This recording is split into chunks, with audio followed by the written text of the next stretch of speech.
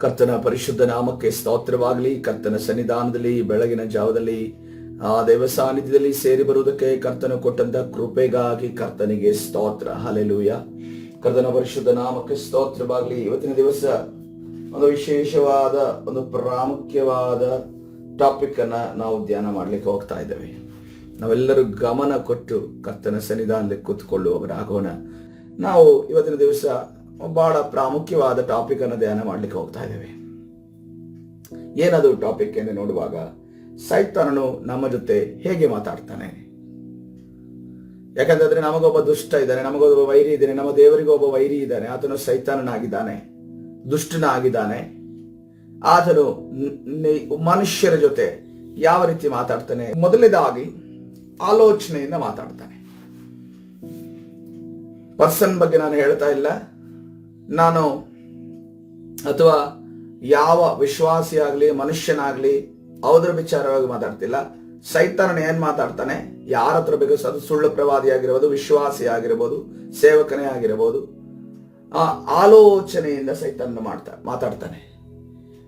ನಮಗೆ ಗೊತ್ತಿದೆ, ನಾವು ಕೆಲವು ಬಾರಿ ನಮ್ಮ ತಲೆಯನ್ನ ನಾವೇ ಚಚ್ಕೊಂಡಿರೋದುಂಟು. ಈ ಆಲೋಚನೆ ನಾನು ಯಾಕೆ ಮಾಡಿದೆ, ಈ ಆಲೋಚನೆ ನನಗೆ ಯಾಕೆ ಬಂತು, ಈ ಆಲೋಚನೆ ನನಗೆ ಎಲ್ಲಿಂದ ಬಂತು ಅನ್ನೋದನ್ನ ನಾವು ಅನೇಕ ಬಾರಿ ತಲೆ ಚಚ್ಚಿಕೊಂಡಿರುವಂತಹ ಸಂದರ್ಭಗಳು, ಪರಿಸ್ಥಿತಿಗಳು ನಮ್ಮ ಜೀವಿತದಲ್ಲಿ. ಇವತ್ತಿನ ದಿವಸ ಯಾರು ನನ್ನ ಜೊತೆ ಮಾತಾಡೋದು, ಯಾರು ನಂಗೆ ಆಲೋಚನೆ ಕೊಡ್ತಿರೋದು, ಯಾರು ನಂಗೆ ಆಲೋಚನೆಯನ್ನು ಕೊಡ್ತಿರೋದು ಅಂತ ಅನ್ಕೊಂಡು ಪ್ರಶ್ನೆ ಮಾಡಿ ನಾವು ಜೀವನವನ್ನು ಮಾಡಬೇಕಿದೆ. ಯಾಕಂತಂದ್ರೆ ನಾವು ಬೆಳೆದ ವಿಶ್ವಾಸಿಗಳಾಗಿದ್ದೇವೆ. ನಾವು ಕೇವಲ ಅದ್ಭುತ, ಬಿಡುಗಡೆ, ಸ್ವಸ್ಥತೆ, ಕೊರತೆಗಳನ್ನು ನೀಗಿಸೋದು, ಅಥವಾ ಹಣ ದೊರಕಿದೆಯಾ, ನಮಗೆ ಬೈಕ್ ಇದೆಯಾ, ನಮಗೆ ಕಾರ್ ಇದೆಯಾ, ಬಸ್ ಇದೆಯಾ, ನಮಗೆ ಮನೆ ಇದೆಯಾ, ಇದನ್ನ ಖಾಲಿ ಕಾನ್ಸಂಟ್ರೇಟ್ ಮಾಡುವಂತ ಲೋ ಲೆವೆಲ್ ಅಲ್ಲಿರುವಂತ, ಕೆಳಮಟ್ಟದಲ್ಲಿರುವಂತ ವಿಶ್ವಾಸಿಗಳಲ್ಲ, ನಾವು ಬೆಳೆದಂತ ವಿಶ್ವಾಸಿಗಳಾಗಿದ್ದೇವೆ. ಹಲ್ಲೆಲೂಯಾ. ನಾವು ಕೇವಲ ಹಾಲನ್ನು ಕುಡಿಯುವಂತ ವಿಶ್ವಾಸಿಗಳಲ್ಲ, ನಾವು ಗಟ್ಟಿ ಪದಾರ್ಥವನ್ನು ತಿನ್ನುವಂತ ವಿಶ್ವಾಸ, ನಾವು ದೇವರಿಗೋಸ್ಕರ ಜೀವಿಸುವಂತ ವಿಶ್ವಾಸಿಗಳು ನಾವು ಆಗಿರೋದ್ರಿಂದ ಇವತ್ತಿನ ದಿವಸ ಬಹಳ ಆಳವಾದ ವಿಚಾರಗಳನ್ನ ನಾವು ಧ್ಯಾನ ಮಾಡ್ತಾ ಇದ್ದೇವೆ. ಯಾಕಂತಂದ್ರೆ ನಮಗೆ ಬರುವಂತ ಎಲ್ಲಾ ಆಲೋಚನೆಗಳು ಒಳ್ಳೆ ಆಲೋಚನೆಗಳ, ನಮಗೆ ಬರುವಂತ ಎಲ್ಲಾ ಆಲೋಚನೆಗಳು ದೈವಿಕವಾದ ಆಲೋಚನೆಗಳ, ನಮಗೆ ಬರುವಂತ ಎಲ್ಲಾ ಆಲೋಚನೆಗಳು ದೇವರು ಕೊಡುವಂತ ಆಲೋಚನೆಗಳ, ಅಥವಾ ದುಷ್ಟನಾದ ಸೈತಾನನು ಕೊಡುವಂತ ಆಲೋಚನೆಗಳ. ಯಾಕಂದ್ರೆ ನೋಡ್ರಿ, ಯೋಹಾನನ ಸುವಾರ್ತೆ 13ನೇ ಅಧ್ಯಾಯ 2ನೇ ವಚನದಲ್ಲಿ ಅಲ್ಲಿ ಒಬ್ಬ ವ್ಯಕ್ತಿಯ ಜೊತೆ ಸೈತಾನನು ಮಾತಾಡ್ತಾ ಇದ್ದಾನೆ.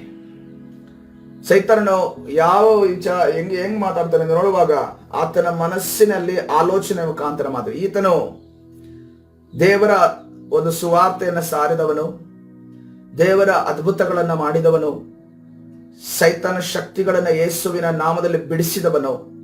ಈತನು ಹೋದಂತ ಜಾಗದಲ್ಲಿ ದೇವರ ನಾಮವನ್ನ ಪ್ರಕಟಪಡಿಸಿದವನು, ಪ್ರಚುರಪಡಿಸಿದವನು.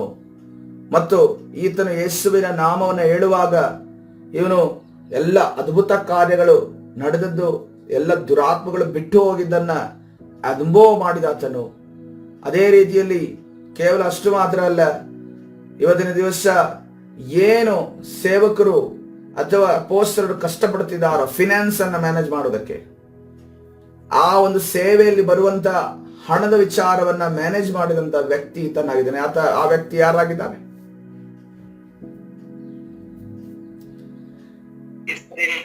ಇಸ್ಕರಿಯೋತ ಯೂದನೆಂದು ನೋಡ್ತೇವೆ. ಹಲ್ಲೆಲೂಯಾ. ಎಲ್ರಿಗೂ ಹಣದ ವಿಚಾರ ಬಂದಾಗ ಗೊತ್ತಾಯ್ತು, ಇವನು ಇಸ್ಕರಿಯೋತ ಯೂದನೆ ಆಗಿರ್ಬೇಕು ಅಂತ ಅನ್ಕೊಂಡು. ದೇವರಿಗೆ ಸ್ತೋತ್ರ. ಇಸ್ಕರಿಯೋತ ಯೂದನು, ಅದನ್ನು ನೋಡ್ರಿ, ಮೊದಲನೇದಾಗಿ ಆತನು ಯೇಸುವನ್ನ ಪ್ರಬಲವಾಗಿ ನಂಬಿದವನು. ಆತನನ್ನ ಅಪೊಸ್ತಲನಾಗಿ ಆರಿಸಿಕೊಳ್ತಾನೆ. ಯೇಸು ಅವನನ್ನ ನನ್ನನ್ನು ಹಿಡ್ಕೊಡುವವನಾಗಿ ಆರಿಸಿಕೊಳ್ಳಿಲ್ಲ. ನನ್ನನ್ನು ಹಿಡ್ಕೊಡುವವನಾಗಿ ಆರಿಸಿಕೊಳ್ಳಿಲ್ಲ, ಆತನನ್ನ ಅಪೊಸ್ತಲನಾಗಿ ಆರಿಸಿಕೊಳ್ತಾನೆ. ಆದರೆ ಆತನು ಕೊನೆಗೆ ತಾನು ಹಿಡುಕೊಡುವವನಾಗಿ ಮಾರ್ಪಟ್ಟನೆಂದು ನಾವು ನೋಡ್ತಾ ಇದ್ದೇವೆ. ಅದಕ್ಕೋಸ್ಕರವಾಗಿ ಎಲ್ಲರೂ ಯೇಸುವನ್ನ ತಪ್ಪು ತಿಳ್ಕೋಬಾರ್ದು. ಯೇಸುವಿಗೆ ಮೊದಲೇ ಗೊತ್ತಿತ್ತಲ್ಲ ಆತನ ಹಿಡ್ಕೊಡ್ತೇನೆ, ಮತ್ತೆ ಆತನನ್ನು ಯಾಕೆ ಅಪೊಸ್ತಲನಾಗಿ ಆರಿಸಿಕೊಂಡ್ರು? ದೇವರು ಆತನನ್ನ ಯಾವುದೇ ಕಾರಣಕ್ಕೂ ಹಿಡುಕೊಡುವವನಾಗಿ ಆರಿಸಿಕೊಳ್ಳಿಲ್ಲ, ಅವನನ್ನ ಅಪೊಸ್ತಲನಾಗಿ ಆರಿಸಿಕೊಂಡನು. ಇವತ್ತಿನ ದಿವಸ ಸಭೆಯ ವಿರುದ್ಧವಾಗಿ ಮಾತನಾಡುವಂತವರು, ಸಭೆಯ ವಿರುದ್ಧವಾಗಿ, ಸೇವಕರ ವಿರುದ್ಧವಾಗಿ ಅಥವಾ ಪಾಪಗಳನ್ನ ಹೆಚ್ಚಾಗಿ ಮಾಡುವವರು, ಅವರನ್ನ ಕರ್ತನು ಇವನು ಮುಂದೊಂದು ದಿವಸ ಪಾಪ ಮಾಡಿ ಇವನು ಸಭೆ ವಿರುದ್ಧವಾಗಿ ನಿಲ್ತಾನೆ ಅಂತ ಅನ್ಕೊಂಡು ಆರಿಸಿಕೊಳ್ಳೋದಿಲ್ಲ. ದೇವರು ಯಾವ ರೀತಿಯಲ್ಲಿ ಆರಿಸಿಕೊಂಡನು? ಇವನನ್ನ ಒಬ್ಬ ನನ್ನ ಮಗನಾಗಿ ಆರಿಸಿಕೊಳ್ತಾನೆ. ಹಲ್ಲೆಲೂಯ. ಕರ್ತನು ಶುದ್ಧೀಕರಿಸಿ ಪಾಪ ವಿಮೋಚನೆ ಮಾಡಿ ಅವರನ್ನು ಶುದ್ಧೀಕರಿಸಿ ಅವರ ಮನಸ್ಸುಗಳನ್ನು ಅವರ ಜೀವಿತದಲ್ಲಿ ಅದ್ಭುತಗಳನ್ನ ಮಾಡಿ ದೇವರು ಯಾವ ರೀತಿಯಲ್ಲಿ ಆರಿಸಿಕೊಂಡನು? ಕೃಪಾಪೂರ್ಣನಾದ ದೇವರು ಒಳ್ಳೆಯ ವ್ಯಕ್ತಿಯಾಗಿ ಮಾಡಿ ಅವರನ್ನು ಒಳ್ಳೆಯ ವ್ಯಕ್ತಿಯನ್ನಾಗಿ ನಿಲ್ಲಿಸಿ ಆತನ ಆರಿಸಿಕೊಂಡನೆಂದು ನಾವು ನೋಡ್ತಾ ಇದ್ದೇವೆ. ಆತನ ಆ ವಾಕ್ಯ ಈ ರೀತಿಯಲ್ಲಿ ಹೇಳ್ತಾ ಇದೆ, ಅವರು ಊಟಕ್ಕೆ ಕೂತುಕೊಂಡಿದ್ದರು. ಅಷ್ಟರೊಳಗೆ ಸೈತಾನನು ಸೀಮೋನನ ಮಗನಾದ ಇಸ್ಕರಿಯೋತ ಯೂದನ ಮನಸ್ಸಿನಲ್ಲಿ ಯೇಸುವನ್ನು ಹಿಡುಕೊಡಬೇಕೆಂಬ ಆಲೋಚನೆಯನ್ನು ಹುಟ್ಟಿಸಿದನು. ಹಲ್ಲೆಲೂಯ. ಕರ್ತನ ಪರಿಶುದ್ಧ ನಾಮಕ್ಕೆ ಸ್ತೋತ್ರವಾಗಲಿ. ಇಲ್ಲಿ ಈ ರೀತಿಯಲ್ಲಿ ಬರೆಯಲ್ಪಟ್ಟಿದೆ, ಯೇಸುವನ್ನ ಹಿಡುಕೊಡಬೇಕೆಂಬ ಆಲೋಚನೆ. ಯೇಸುವನ್ನ ಹಿಡುಕೊಡೋದಕ್ಕೆ ನೇಮಿಸಲ್ಪಟ್ಟಂತ ಅಪೊಸ್ತಲನೋ, ಯೇಸುವನ್ನ ಹಿಡುಕೊಡೋದಕ್ಕೆ ನೇಮಿಸಲ್ಪಟ್ಟಂತ ವ್ಯಕ್ತಿ ಯೂದ ಇಸ್ಕರಿಯೋತ ಮೊದಲನೇದಾಗಿ ಆಗಿರಲಿಲ್ಲ. ಅದನ್ನ ನಾವು ಅಂದುಕೊಳ್ಳಬೇಕು. ಯೇಸು ನೇಮಿಸಿದಲ್ಲ. ಅವನನ್ನ ಹಿಡುಕೊಡುವಂತ ವಿಚಾರ ಯಾವಾಗ ಪ್ರಸ್ತಾಪಕ್ಕೆ ಬಂತು ಅಂತಂದ್ರೆ, ಯಾವಾಗ ಈ ಇಸ್ಕರಿಯೋತ ಯೂದನು ತನ್ನ ಮನಸ್ಸಿನಲ್ಲಿ ಅವನಾಗೆ ಆಲೋಚನೆ ಮಾಡಿಕೊಂಡನೋ, ದೇವರ ಚಿತ್ತ ನೆರವೇರಬೇಕಾಗಿತ್ತು. ಆದರೆ ಇಸ್ಕರಿಯೋತ ಯೂದನು ಹಿಡುಕೊಡುವ ಮುಖಾಂತರವೇ ನೆರವೇರಬೇಕು ಅಂತ ಅನ್ಕೊಂಡು ದೇವರ ಚಿತ್ತವಾಗಿಲ್ಲ. ಆದ್ರೆ ದೇವರ ಚಿತ್ತ, ಇಸ್ಕರಿಯೋತ ಯೂದನು ಅದಕ್ಕೋಸ್ಕರವಾಗಿ ತನ್ನನ್ನು ಒಳಪಡಿಸಿದರ ನಿಮಿತ್ತವಾಗಿ ಅಲ್ಲಿ ಯೇಸು ಕ್ರಿಸ್ತನು ಇಸ್ಕರಿಯೋತ ಯೂದನ ಮುಖಾಂತರವಾಗಿ ಹಿಡುಕೊಡುವಂತಹ ಪರಿಸ್ಥಿತಿ ಎದುರಾಯಿತು. ಎಷ್ಟು ಜನರಿಗೆ ಅರ್ಥವಾಯ್ತು ನಾನು ಹೇಳಿದ್ದನ್ನ? ಕನ್ಫ್ಯೂಸ್ ಆಗ್ತಾ ಇಲ್ಲಲ್ಲ ಯಾರಿಗೂ? ಯಾಕಂದ್ರೆ ಇದು ಬಹಳ ನಮ್ಮ ಮನಸ್ಸಿನಲ್ಲಿ ಉಂಟಾಗುವಂತ ಆಲೋಚನೆ ವಿಚಾರ. ಕೆಲವರಿಗೆ ನೋಡ್ರಿ, ಅವರು ಸೇವಕರ ವಿರುದ್ಧವಾಗಿ ಮಾತನಾಡಬೇಕು ಅಥವಾ ಪಾಪವನ್ನ ಮಾಡಬೇಕು ಅಂತ ಅನ್ಕೊಂಡು ಪ್ರಾರಂಭದಲ್ಲಿ ಆರಿಸಲ್ಪಟ್ಟವರಲ್ಲ. ಆ ಪ್ರಾರಂಭದಲ್ಲಿ ಆ ವಿಚಾರ ಅವರ ಮನಸ್ಸಲ್ಲಿ ಇರಲಿಲ್ಲ. ಆದ್ರೆ ಹೋಗ್ತಾ ಹೋಗ್ತಾ ತಮ್ಮ ಜೀವಿತದಲ್ಲಿ ಇರುವಂತ ವಿಚಾರಗಳನ್ನ ಬಿಟ್ಟು ಕೊಡದೆ, ತಾವು ತಮ್ಮ ಜೀವಿತದಲ್ಲಿ ಇರುವಂತ ಅನೇಕ ವಿಚಾರಗಳನ್ನ ದೇವರಿಗೋಸ್ಕರ ಬಿಟ್ಟು ಕೊಡದೆ ಇರುವಾಗ ಅವ್ರಿಗೇನ್ ಅನ್ಸುತ್ತೆ, ಇವರು ನಮ್ಮ ಬಗ್ಗೆ ಹೆಚ್ಚು ಮಾತಾಡದೆ ನಾವು ಇವರ ಬಗ್ಗೆ ಮಾತಾಡೋಣ ಅನ್ನುವ ರೀತಿಯಲ್ಲಿ ಅನಿಸಿದಾಗಲೇ ಅವರು ಸಭೆಯ ವಿರುದ್ಧವಾಗಿ, ಸೇವಕರ ವಿರುದ್ಧವಾಗಿ ಅಥವಾ ಅನೇಕ ವಿಚಾರಗಳ ವಿರುದ್ಧವಾಗಿ ಮನಸ್ಸಿನಲ್ಲಿ ಅವರಿಗೆ ಆಲೋಚನೆ ಹುಟ್ಟುತ್ತದೆ. ನಮಗೆ ನ್ಯಾಯದ ಬಗ್ಗೆ ಮಾತಾಡ್ತಾರೆ, ಇವರು ಈ ರೀತಿಯಲ್ಲಿ ನ್ಯಾಯ ಮಾಡೋದು ಸರಿನಾ, ಕೆಲಸ ಮಾಡೋದು ಸರಿನಾ ಅನ್ನುವ ರೀತಿಯಲ್ಲಿ ಪ್ರಶ್ನೆ ಮಾಡುವ ರೀತಿಯಲ್ಲಿ ಅನಿಸುತ್ತದೆ. ಯೂದ ಇಸ್ಕರಿಯೋತನು ಹಾಗೇನೆ, ಯೂದ ಇಸ್ಕರಿಯೋತ ಏನ್ ಅನ್ಕೊಂಡಿರ್ಬಹುದು ಏನಂತಂದ್ರೆ, ನಮ್ಮ ಯೇಸು ನಮಗೆ ಹಣವನ್ನ ಸಂಪಾದನೆ ಮಾಡಿಕೊಡ್ತಾನೆ, ಮನೆಗಳನ್ನ ಕಟ್ಟಿಕೊಡ್ತಾನೆ, ನಮಗೆ ಬಂಗ್ಲೆಗಳನ್ನ ಕಟ್ಟಿಕೊಡ್ತಾನೆ, ನನಗೆ ಒಳ್ಳೆ ಬ್ಯಾಂಕ್ ಬ್ಯಾಲೆನ್ಸ್ ಅನ್ನು ಇಗುವಂತೆ ಮಾಡ್ತಾನೆ. ಅದೇ ರೀತಿಯಲ್ಲಿ ಒಂದೊಂದು ಸಿಟಿಯ ಮೇಲೆ ನಾವು ನಿಲ್ಲುವಂತೆ, ನಾವು ರಾಜರಾಗುವಂತೆ, ನಾವು ಅಧಿಪತಿಗಳಾಗುವಂತೆ, ದಶಾಧಿಪತಿಗಳಾಗುವಂತೆ, ಶತಾಧಿಪತಿಗಳಾಗುವಂತೆ ಈ ಯೇಸು ಮಾಡ್ತಾನೆ ಅಂತ ಅಂದುಕೊಂಡ್ರೆ, ಯೇಸು ಕ್ರಿಸ್ತನ ಯಾವುದರ ಬಗ್ಗೆ ಮಾತಾಡ್ತಾ ಇದ್ದಾರೆ? ಶಿಲುಬೆಯಲ್ಲಿ ತನ್ನನ್ನ ತಾನು ಸಮರ್ಪಿಸಿದರ ಮಾತಾಡ್ತಿದ್ದಾರೆ. ಈ ಲೋಕವನ್ನ ಬಿಟ್ಟು ಹೋಗುವುದರ ವಿಚಾರವಾಗಿ ಮಾತಾಡ್ತಾ ಇದ್ದಾರೆ. ಈ ಲೋಕವನ್ನ ನಾನು ಜಯಿಸಬೇಕು ಅಂತ ಅನ್ಕೊಂಡು ಕರ್ತನ ಮಾತಾಡ್ತಾ ಇದ್ದಾನೆ. ಆವಾಗ ಯೂದ ಇಸ್ಕರಿಯೋತನಿಗೆ ಇದು ಸಮ್ಮತಿ ಆಗ್ಲಿಲ್ಲ. ಯಾಕೆಂದ್ರೆ ಆ ಲೋಕವನ್ನ ಇಷ್ಟಪಟ್ಟು ಇರುವಾತನು ಯೂದ ಇಸ್ಕರಿಯೋತನಾಗಿದ್ದನು.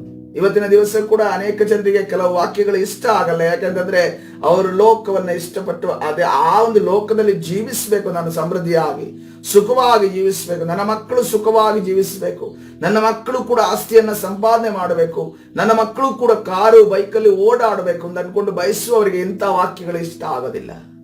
ಅದಕ್ಕೋಸ್ಕರವಾಗಿ ಪೇತ್ರನ ನೋಡ್ರಿ ಹೇಳ್ತಾನೆ, ನೀವು ಶಿಲ್ಬೆಯ ಮಾತು ಮಾತ್ರ ನೀನು ಮಾತಾಡ್ಕೂಡುದು ಯೇಸುವೆ, ಬೇರೆ ಏನ್ ಬೇಕಾದ್ರೂ ಮಾಡು, ಅದ್ಭುತ ಮಾಡು, ಬಿಡುಗಡೆ ಮಾಡು, ಸೈತಾನ್ ಬಿಡಿಸು, ಏನ್ ಬೇಕಾದ್ರೂ ಮಾಡು, ಪರಲೋಕದ ರಹಸ್ಯಗಳನ್ನ ಹೇಳು, ಬಟ್ ಶಿಲುಬೆಯ ಮಾತು ಮಾತ್ರ ನೀನು ಮಾತಾಡಬಾರದು. ಶಿಲುಬೆಗೆ ನಾವು ನೀನು ಶಿಲುಬೆಗೆ ಏರಿದೆ ಅಂತಂದ್ರೆ ನಿನ್ನ ಹೆಜ್ಜೆ ಜಾಡಿನಲ್ಲಿ ನಡೆಯುವಂತ ನಾವು ಕೂಡ ನಾಳೆ ಒಂದು ದಿವಸ ಶಿಲುಬೆಗೆ ಏರಬೇಕು. ನಾವು ಕೂಡ ನಾಳೆ ದಿವಸ ಒಂದು ದಿವಸ ಸಾಯ್ಬೇಕು. ನಾವು ಕೂಡ ಹಿಂಸೆಯಲ್ಲಿ ಹಾದು ಹೋಗಬೇಕು ನೋಡ್ರಿ. ಯಾಕಂದ್ರೆ ಪೇತ್ರನು ಸತ್ತೋಗಿದ್ದು ಕೂಡ ಆತನು ಶಿಲ್ಬೆ ಮೇಲೆ ಸತ್ತಿದಾದ್ರೆ ಆತನು ಅಲ್ಲಿ ಸಾಯಿಸೋರ ಹತ್ರ ಕೇಳ್ತಾನೆ, ನನ್ನನ್ನ ಉದ್ದವಾಗಿ ತಲೆ ಮೇಲಿಟ್ಟು ಕಾಲಿ ಕೆಳಗಡೆ ಇಟ್ಟು ನನ್ನನ್ನು ಶಿಲುಬೆಗೆ ಹಾಕ್ಬೇಡಿ. ಯಾಕಂದ್ರೆ ನಾನು ನನ್ನ ಯಜಮಾನ ರೀತಿಯಲ್ಲಿ, ನನ್ನ ಯೇಸುವಿನ ರೀತಿಯಲ್ಲಿ ಪರಿಶುದ್ಧನು ದೊಡ್ಡವನು ಅಲ್ಲ. ನನ್ನ ತಲೆಯನ್ನ ಕೆಳಗಡೆ ಹಾಕಿ ಕಾಲನ್ನ ಮೇಲೆ ಹಾಕಿ ನನ್ನನ್ನು ಸಾಯಿಸಿ ಅಂತ ಅನ್ಕೊಂಡು ರಿಕ್ವೆಸ್ಟ್ ಮಾಡ್ತಾನೆ. ಸಾಯಿಸಬೇಡಿ ಅಂತ ರಿಕ್ವೆಸ್ಟ್ ಮಾಡಲ್ಲ, ಸಾಯಿಸಿ ಅಂತ ಅನ್ಕೊಂಡು ಫ್ಯೂಚರ್ ಅಲ್ಲಿ, ಭವಿಷ್ಯತ್ತಿನಲ್ಲಿ ಮಾಡಿದಂತ ರಿಕ್ವೆಸ್ಟ್. ಆದ್ರೆ ಯೇಸು ಕ್ರಿಸ್ತನ ಇರುವಾಗ ಆತನ ರಿಕ್ವೆಸ್ಟ್ ಏನಿತ್ತು ಅಂದ್ರೆ ಶಿಲುಬೆಯ ಬಗ್ಗೆ ಮಾತಾಡಬೇಡ. ಇದೇ ರೀತಿಯ ಮೆಂಟಾಲಿಟಿ ಒಂದು ಎಕ್ಸ್ಟ್ರೀಮ್ ಲೆವೆಲ್ ಅಲ್ಲಿ ಯಾರಿಗಿತ್ತು? ಯೂದ ಇಸ್ಕರಿಯೋತನಿಗಿತ್ತು. ಅವನ ಮನಸ್ಸು ಎಲ್ಲ ಕಡೆ ಹಣದ ಮೇಲೆ ಇತ್ತು. ಹಣ ಸಂಪಾದನೆ ನಾನು ಹೇಗ್ ಮಾಡೋದು, ನನ್ನ ಒಂದು ಜೀವನ ನಾನು ಹೇಗೆ ಕಟ್ಟೋದು. ನೋಡ್ರಿ, ಅವನು ಹಣ ಸಂಪಾದನೆ, ಅವನೊಂದು ಪ್ಲಾಟ್ ಅನ್ನ ಖರೀದಿಸ್ಬೇಕು ಅಂತ ಅವನಿಗೆ ಭಾರಿ ಆಸೆ ಇತ್ತು. ಅವನೊಂದು ಜಾಗವನ್ನ, ಒಂದು ಸೈಟ್ ಅನ್ನ ಖರೀದಿಸ್ಬೇಕು ಅಂತ ಅವನಿಗೆ ಆಸೆ ಇತ್ತು. ಅದಕ್ಕೋಸ್ಕರವಾಗಿ ನೋಡ್ರಿ, ಯಹೂದ್ಯರು ಅವನು ತಂದು ಹಾಕಿದಂತ 30 ನಾಣ್ಯಗಳನ್ನ ತೆಗೆದುಕೊಂಡು ಹೋಗಿ ಒಂದು ಅದಕ್ಕೆ ಏನಂತಾರೆ, ಅದರ ಹೆಸರು ಏನೋ ಇದೆ, ಸುಸೈಡ್ ಲ್ಯಾಂಡ್ ಅನ್ನೋ ರೀತಿಯಲ್ಲಿ. ಯಾರಿಗಾದ್ರೂ ಗೊತ್ತಿದ್ರೆ ತಿಳಿಸಿ. ಅಕೆಲ್ದಮ ಎನ್ನುವಂತ ಆ ಒಂದು ಸ್ಥಳದಲ್ಲಿ, ಅದಕ್ಕೆ ಇಂಗ್ಲಿಷ್ ಕನ್ನಡ ಟ್ರಾನ್ಸ್ಲೇಷನ್ ಇದೆ, ಜೀವ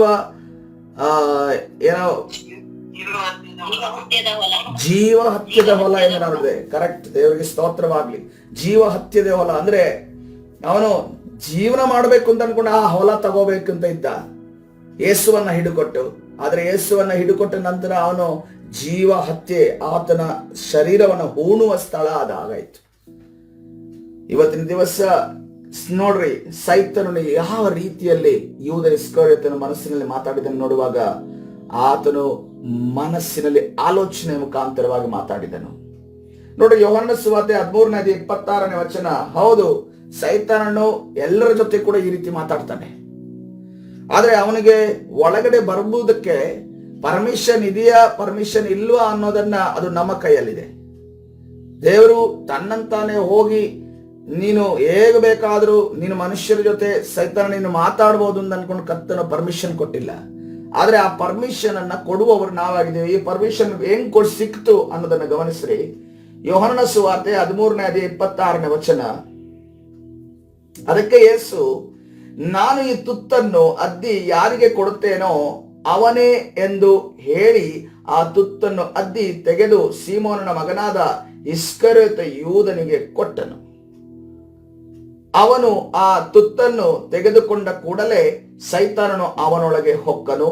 ಆಗ ಯೇಸು ಅವನಿಗೆ, ನೀನು ಮಾಡುವುದನ್ನು ಬೇಗನೆ ಮಾಡಿಬಿಡು ಎಂದು ಹೇಳಿದನು. ಒಂದು ವೇಳೆ ನಮ್ಮ ಮುಂದೆನೆ ಕರ್ತನು, ನೋಡ್ರಿ, ನಾವು ಯೂದನ ಆ ರೀತಿ ಮಾಡ್ದ ಅಂತ ಅನ್ಕೊಂಡು ಯೂದನನ್ನ ವಿಲನ್ ಪೊಸಿಷನ್, ಯಾಕಂತಂದ್ರೆ ಆ ಸಂದರ್ಭದಲ್ಲಿ ನಾವಿರ್ತಾ ಇದ್ರೆ ಏನ್ ಮಾಡ್ತಾ ಇದ್ದೋ ಗೊತ್ತಿಲ್ಲ. ಕರ್ತನೆ ಹೇಳ್ತಾ ಇದ್ದಾನೆ, ಈ ತುತ್ತನ್ನ ನಾನು ಯಾರಿಗೆ ಕೊಡ್ತೇನೋ ಅವನು ನನ್ನನ್ನ ಹಿಡುಕೊಡುವವನು ತಂದುಕೊಂಡು ಕರ್ತನೆ ಹೇಳ್ತಾ ಇದ್ದಾನೆ.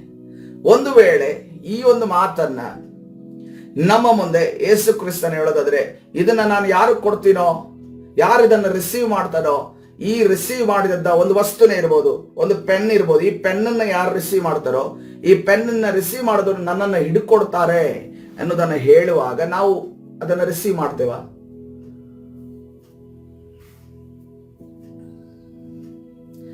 ಒಂದು ಕೆಜಿ ಚಿನ್ನ GRT ಜ್ಯುವೆಲ್ಲರಿಯೋ ಅಥವಾ ಅಲುಕಾಸೋ ಅಥವಾ ಭೀಮನೋ ಈಗಲೇ ತಂದಿದ್ದಂತ 1 ಕೆಜಿ ಚಿನ್ನವನ್ನ ಯೇಸು ಮುಂದೆ ಇಟ್ಟು, ಈ ಚಿನ್ನವನ್ನ ಯಾರು ರಿಸೀವ್ ಮಾಡ್ತಾರೋ, ಆಲೋಚನೆ ಮಾಡ್ರಿ, 1 ಕೆಜಿ ಚಿನ್ನ ಹೇಳ್ತಾ ಇರೋದು ಗಮನಿಸ್ರಿ. 1 ಕೆಜಿ ಚಿನ್ನ ಬೇಡ, 1 ಕೆಜಿ ಒಂದು 4 ಎಕರೆ ಭೂಮಿ ಎನ್ನ ಮುಂದೆ ಇಟ್ಟು ಕರ್ತನೆ ಹೇಳ್ತಾ ಇದ್ದಾನೆ, ಈ ಒಂದು ಲ್ಯಾಂಡ್ ಅನ್ನ ರಿಸೀವ್ ಮಾಡಿದವರಿಗೆ ಅವನು ನನ್ನನ್ನ ಹಿಡ್ಕೊಡ್ತಾನೆ ಅಂತ ಅನ್ಕೊಂಡು ಹೇಳಿದ್ರೆ, ನಾವು ಆಲೋಚನೆ ಮಾಡ್ರಿ, ಏನು ಹೌದು ಇಲ್ಲೋ ಅಂತ ಅನ್ಕೊಂಡು ಹೇಳೋದಕ್ಕಿಂತ ಮುಂಚೆ ಆಲೋಚನೆ ಮಾಡ್ಬೇಕು. 4 ಎಕರೆ ಅಥವಾ 1 ಕೆಜಿ ಚಿನ್ನ ಆಲೋಚನೆ ಮಾಡ್ಬೇಕು. ಹಿಡ್ಕೊಡ್ತೀನಿ ಅಂತ ಅನ್ಕೊಂಡು ಹೇಳುವಾಗ ನೀವು ಅದನ್ನು ಒಪ್ಪುವುದಕ್ಕೆ ಸಿದ್ಧರಿದ್ದೀರಾ?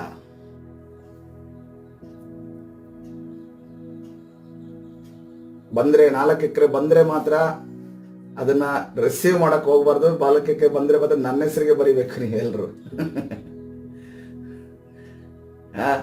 ಇದಕ್ಕೋಸ್ಕರವಾಗಿ ನೋಡ್ರಿ, ಮುಂದಿನ ದಿನಮಾನದಲ್ಲಿ ಸೈತಾನನು ಇದೇ ರೀತಿಯಲ್ಲಿ ನಿಮ್ಮ ಮುಂದೆ ಆಮಿಷಗಳನ್ನು ನೋಡ್ತಾನೆ. ಇದೇ ರೀತಿಯಲ್ಲಿ ನಮಗೆ ಗೊತ್ತಿಲ್ಲದ ರೀತಿಯಲ್ಲಿ ಈ ರೀತಿಯ ಆಮಿಷಗಳನ್ನು ತಂದು ಯೇಸು ಕ್ರಿಸ್ತನನ್ನ ಅಲ್ಲಗಳೆಯುವುದಕ್ಕೂ ಯೇಸು ಕ್ರಿಸ್ತನನ್ನ ವಿರೋಧಿಸುವುದಕ್ಕೂ ನಮ್ಮ ಮುಂದೆ ಆಮಿಷಗಳನ್ನು ಇಡ್ತಾನೆ. ಇಲ್ಲಿ ಇಲ್ಲಿ ಕರ್ತನಾದ ಯೇಸು ಆಫರ್ ಕೊಟ್ಟಿದ್ದು ಖಾಲಿ ಒಂದು ತುತ್ತು. ಅದನ್ನ ಅವನು ರಿಸೀವ್ ಮಾಡ್ಕೊಂಡ. ಅವನ ಒಳಗಡೆ ಬಾಗಿಲನ್ನ ತೆರೆದು ಆಲೋಚನೆ ನನ್ನ ಒಳಗಡೆ ಬರ್ಲಿ, ಆ ಆಲೋಚನೆ ನಾನು ಪೂರೈಸ್ತೇನೆ ಅಂತ ಅನ್ಕೊಂಡು ಯೂದ ಇಸ್ಕರಿಯೋತಲ್ಲಿ ಒಪ್ಪಿಕೊಂಡ. ಅವನು ಹೇಳ್ತಾ ಇದ್ದಾನೆ, ಅವನು ಆ ತುತ್ತನ್ನು ತೆಗೆದುಕೊಂಡ ಕೂಡಲೇ ಸೈತಾನನು ಅವನ ಒಳಗಡೆ ಹೊಕ್ಕನು. ಹಲ್ಲೆಲೂಯಾ. ಕರ್ತನ ಪರಿಶುದ್ಧ ನಾಮಕ್ಕೆ ಸ್ತೋತ್ರವಾಗಲಿ. ಇವತ್ತಿನ ದಿವಸ ಪ್ರಿಯರೇ, ನಮ್ಮ ಆಲೋಚನೆಯಲ್ಲಿ ಸೈತಾನ ಯಾವ ರೀತಿಯಲ್ಲಿ ಕಾರ್ಯ ಮಾಡ್ತಿದ್ದಾನೆ, ನಮ್ಮ ಬಲಹೀನತೆ ಮುಖಾಂತರ ಯಾವ ರೀತಿ ಸೈತಾನ ಕಾರ್ಯ ಮಾಡ್ತಾ ಇದ್ದಾನೆ ಅನ್ನೋದನ್ನ ಇವತ್ತಿನ ದಿವಸ ನಮ್ಮ ಈ ಸಮಯದಲ್ಲಿ ಆಲೋಚನೆ ಮಾಡಿಕೊಳ್ಳೋಣ. ಕರ್ತನ ಸನ್ನಿಧಿಯಲ್ಲಿ ಕೇಳಿಕೊಳ್ಳೋಣ, ಕರ್ತನೇ, ನನ್ನ ಜೀವಿತದಲ್ಲಿ ಸೈತಾನನು ಯಾವ ರೀತಿಯಲ್ಲಿ ಕಾರ್ಯ ಮಾಡ್ತಿದ್ದಾನೆ ಯೇಸುವೆ. ನನ್ನ ಇಷ್ಟ ಬೇಡ ಸ್ವಾಮಿ, ನನ್ನ ಕಂಫರ್ಟ್ ಬೇಡ, ನನ್ನ ಕರ್ತನೆ ರುಚಿಯಾದ ಆಹಾರ ನನಗೆ ಬೇಡ, ನನ್ನ ಕರ್ತನೆ ನನಗೆ ಕಂಫರ್ಟ್ ಆಗಿರುವಂತ ಜಾಗ ಬೇಡ, ಕರ್ತನೆ ನಿನ್ನ ಚಿತ್ತವೇ ನೆರವೇರಲಿ ಅನ್ನುವುದನ್ನ ಹೇಳುವವರು ಎಷ್ಟು ಜನರಿದ್ದೀರಾ ಪ್ರೇರೆ. ಹಾಲೆಲೂಯಾ. ಕರ್ತನ ಸನ್ನಿಧಿಯಲ್ಲಿ ಕೇಳಿಕೊಳ್ಳೋಣ, ನಾವು ಏನ್ ಮಾಡ್ತಾ ಇದ್ದೇವೆ? ನಾನು ಚಿಕ್ಕಂದಿನಿಂದ ಇದೇ ರೀತಿ ಇರೋದು, ನಾನು ಈ ರೀತಿಯಲ್ಲೇ ಜೀವನ ಮಾಡ್ಕೊಂಡು ಬಂದಿರೋದು, ನಾನು ಈ ರೀತಿಯಲ್ಲೇ ನನಗೆ ಹಿಂಗಿದ್ರೆ ಆಗೋದಿಲ್ಲ, ಹಂಗಿದ್ರೆ ಆಗೋದಿಲ್ಲ ಅಂತ ಅನ್ಕೊಂಡು ಈಗಲೂ ಕೂಡ ನಮ್ಮ ಒಪಿನಿಯನ್ ನಾವು ಇಟ್ಟುಕೊಂಡು ನಾವು ಜೀವನ ಮಾಡ್ತಾ ಇದ್ದೇವ? ಅಥವಾ ಕರ್ತನೇ, ಸೈತಾನನು ನನ್ನ ಮನಸ್ಸಿನ ಮುಖಾಂತರವಾಗಿ ಕಾರ್ಯ ಮಾಡದ ಹಾಗೆ ನಿನ್ನ ಚಿತ್ತ ಪ್ರಕಾರವಾಗಿ ನನ್ನನ್ನು ನಡೆಸು ಎಂದು ಕೇಳುವವರಿದ್ದೀರಾ ಪ್ರೇರೆ. Hallelujah, hallelujah. ಕರ್ತನ ಸನ್ನಿಧಿಯಲ್ಲಿ ಈ ಸಮಯದಲ್ಲಿ ನಾವು ಕರ್ತನಲ್ಲಿ ಹೇಳೋಣ, ಕರ್ತನೇ, ನಿನ್ನ ಚಿತ್ತ ಪ್ರಕಾರವಾಗಿ ನನ್ನನ್ನು ನಡೆಸು ಯೇಸುವೆ, ನಿನ್ನ ಚಿತ್ತ ಪ್ರಕಾರವಾಗಿ ನನ್ನನ್ನು ನಡೆಸು ಯೇಸುವೆ. ಸೈತಾನನು ಯಾವ ರೀತಿಯಲ್ಲಿ ಕೂಡ ನನ್ನ ಮನಸ್ಸಿನ ಒಳಗೆ ಹೊಕ್ಕದ ಹಾಗೆ ನನ್ನನ್ನು ಕಾಪಾಡಿ ನೀನು ನಡೆಸುವುದಕ್ಕಾಗಿ ನಿನಗೆ ಸ್ತೋತ್ರ. ಕರ್ತನೇ, ಯೂದ ಇಸ್ಕರಿಯೋತನ ನೀನು ಆರಿಸಲ್ಪಟ್ಟ ಅಪೊಸ್ತಲನು, ಸೈತಾನನನ್ನು ಬಿಡಿಸಿದವನು, ಕರ್ತನೇ, ದುರಾತ್ಮಗಳನ್ನು ಬಿಡಿಸಿದವನು, ಕರ್ತನೇ ರಾಜ ಅದ್ಭುತಗಳನ್ನು ಮಾಡಿದನು, ಸ್ವಸ್ಥತೆ ಅವನ ಮುಖಾಂತರ ನೀನು ಮಾಡಿದೆಯಲ್ಲ. ಆದರೂ ಕೂಡ ಕರ್ತನೇ, ಆತನ ಮನಸ್ಸಿನಲ್ಲಿ ಸೈತಾನನ ಕಾರ್ಯ ಮಾಡಿದನಲ್ಲ. ಇವತ್ತಿನ ದಿವಸ ನಾನೇನೂ ಅಲ್ಲ ಸ್ವಾಮಿ, ನಿನ್ನ ಮುಂದೆ ಧೂಳಿಯಾಗಿದ್ದೇನೆ. ಕರ್ತನೇ, ನನ್ನನ್ನ ನಿನ್ನ ಚಿತ್ತ ಪ್ರಕಾರವಾಗಿ ನಡೆಸು ಎಂದು ಕೇಳಿಕೊಳ್ಳುವವರಿದ್ದಾರೋ ಬಾಯಿ ತೆರೆದು ಕರ್ತನ ಸನ್ನಿಧಾನದಲ್ಲಿ ಕೇಳಿಕೊಳ್ಳುವವರಾಗೋಣ. ಕರ್ತನೇ, ನಿನ್ನ ಚಿತ್ತ ಪ್ರಕಾರವಾಗಿ ನನ್ನನ್ನ ನಡೆಸು ನಡೆಸು ನಡೆಸು ಯೇಸುವೇ. ಹಲ್ಲೆಲೂಯಾ. ಪ್ರಾರ್ಥನೆ ಮಾಡಿಕೊಳ್ಳೋಣ. ಪರಿಶುದ್ಧನ ದೇವರ ನಿನ್ನ ನಾಮಕ್ಕೆ ಸ್ತೋತ್ರವಾಗಲಿ. ಕರ್ತನೇ, ಇವತ್ತಿನ ದಿವಸ ಝೂಮ್ ಮೀಟಿಂಗ್ ಅಲ್ಲಿ ಸೇರಿ ಬಂದಿರುವಂತ ಪ್ರತಿಯೊಬ್ಬರ ದಿನ ಕರಗಳಿಗೆ ಒಪ್ಪಿಸ್ತಾ ಇದ್ದೇನೆ. ಕರ್ತನೇ ರಾಜ, ಕರ್ತನೆ, ಎಚ್ಚರವಾಗಿದ್ದು ಸ್ವಾಮಿ ನಿನ್ನ ವಾಕ್ಯವನ್ನ ಕೇಳುವಾಗ ನಮ್ಮನ್ನ ನೀನು ತಾನೇ ನಡೆಸುವೆಸಪ್ಪ. ಕರ್ತನೆ, ನಿನ್ನ ಕರ್ತನೆ ಸಾನ್ನಿಧ್ಯ ಕರ್ತನೆ ಪ್ರತಿಯೊಬ್ಬರನ್ನು ಆವರಿಸಿಕೊಳ್ಳಲಿ. ಯಾರ್ಯಾರ ಜೀವಿತದಲ್ಲಿ, ಯಾರ್ಯಾರ ಮನಸ್ಸಿನಲ್ಲಿ ಸೈತಾನನು ಹೋಗಿ ಏನ್ ಕಾರ್ಯಗಳನ್ನ ಮಾಡ್ತಾನೋ, ಏನ್ ಆಲೋಚನೆಗಳನ್ನ ತರ್ತಾನೋ ಕರ್ತನೆ, ಅದರ ಮುಖಾಂತರವಾಗಿ ಕರ್ತನೆ ರಾಜ ನಮ್ಮ ಆತ್ಮವು ನರಕಕ್ಕೆ ಸಾಗುವಂತದ್ದಾಗಿದೆ. ಅದೇ ರೀತಿಯಲ್ಲಿ ಸೈತಾನನು ಕೂಡ ಕೊನೆಗೆ ಕರ್ತನೆ ನರಕಕ್ಕೆ ಬೀಳುವವನಾಗಿದ್ದಾನೆ. ಅವನು ಹೊಟ್ಟೆ ಕಿಚ್ಚು ಪಟ್ಟವನಾಗಿ ದೇವರಿಂದ ಸೃಷ್ಟಿಯಾಗಲ್ಪಟ್ಟಂತ ಈ ಮನುಷ್ಯನು ಎಂದಿಗೂ ಕೂಡ ಪರಲೋಕಕ್ಕೆ ಹೋಗಬಾರದು ಅಂತ ಅನ್ಕೊಂಡು ಬಯಸುವಂತ ಆಲೋಚನೆ ತಂದಾಕಿ ನಮ್ಮನ್ನ ಕರ್ತನೆ ನಿನ್ನ ವಿರೋಧಿಯಾಗಿ ನಿಲ್ಲಿಸಿರುವುದಾದರೆ ಆ ಎಲ್ಲಾ ಸೈತಾನನ ಆಲೋಚನೆಗಳು ನಜರೇತಿನ ಯೇಸುವಿನ ನಾಮದಲ್ಲಿ ಬಂಧಿಸಿ ಮುರಿದಾಗ್ತಾ ಇದ್ದೇನೆ. ಕರ್ತನೆ, ಬಿಡುಗಡೆ ಕೊಡು ಸ್ವಾಮಿ, ನೀನು ತಾನೇ ಬಿಡುಗಡೆ ಕೊಟ್ಟು ನಡೆಸುವುದಕ್ಕಾಗಿ ನಿನಗೆ ಸ್ತೋತ್ರ. ಎಲ್ಲ ಶರೀರ ಭಾವಗಳು ಬಿಟ್ಟು ಹೋಗಲಿ ಯೇಸುವಿನ ನಾಮದಲ್ಲಿ. ಎಲ್ಲ ಕಡೆ ಶರೀರ ಭಾವದ ಆಲೋಚನೆಗಳು ಬಿಟ್ಟು ಹೋಗಲಿ ಯೇಸುವಿನ ನಾಮದಲ್ಲಿ. ಬಿಡುಗಡೆ ಕೊಡು, ನೀನು ತಾನೇ ನಡೆಸು, ಬಲಪಡಿಸು. ನಿನ್ನ ಪ್ರಸನ್ನದಿಂದ ಕರ್ತನಾದ ಯೇಸು ಸ್ವಾಮಿ ಸಲ್ಲಿ ಪ್ರಾರ್ಥನೆ ಹೊಂದಿಕೊಳ್ತೇನೆ ಜೀವವುಳ್ಳ ತಂದೆಯೇ. ಆಮೇನ್. ಹಾಲೆಲೂಯಾ.